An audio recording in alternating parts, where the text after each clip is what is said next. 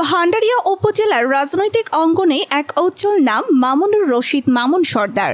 তিনি শুধু একটি নাম নন, একটি প্রতীক, একটি প্রেরণা, এক সংগ্রামী অধ্যায়ের নাম। এলাকায় তাকে বলা হয় প্রাণের মামুন ভাই। রাজনীতির উত্তাল সময়ে যখন একের পর এক প্রতিকূলতা এসেছে, মামুন সর্দার তখন রাজপথে ছিলেন অকুতভয় সৈনিকের মতো।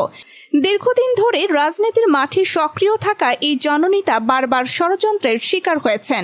মামলা, হামলা, মিথ্যা অভিযোগ, এমনকি প্রাণনাশের হুমকি ও গুমের চেষ্টা কিছুই বাদ যায়নি। তবুও এক চুলো পিছুপা হননি মামুন সর্দার, কারণ তার বিশ্বাস ভালো কাজ করলে বিপদ আসবেই, কিন্তু শেষ জয় আল্লাহর ওপর ভরসা রাখার।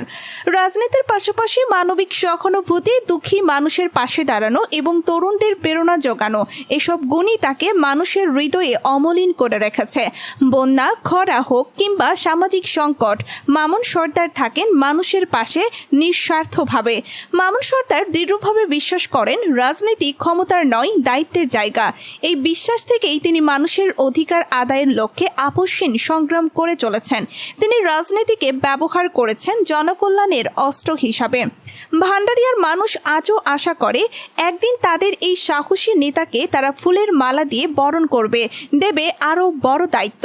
মামুন সর্দারও ধৈর্য, সততা ও নিষ্ঠার সঙ্গে সেই ভবিষ্যতের জন্য প্রস্তুত হচ্ছেন।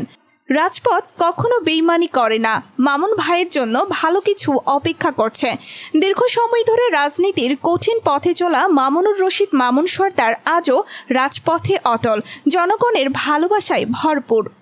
প্রতিকূলতার মাঝেও মাথা উঁচু করে তিনি প্রমাণ করেছেন ধৈর্যের ফল সুমিষ্ট, আর অন্যায়ের বিরুদ্ধে প্রতিবাদ কখনো বৃথা যায় না।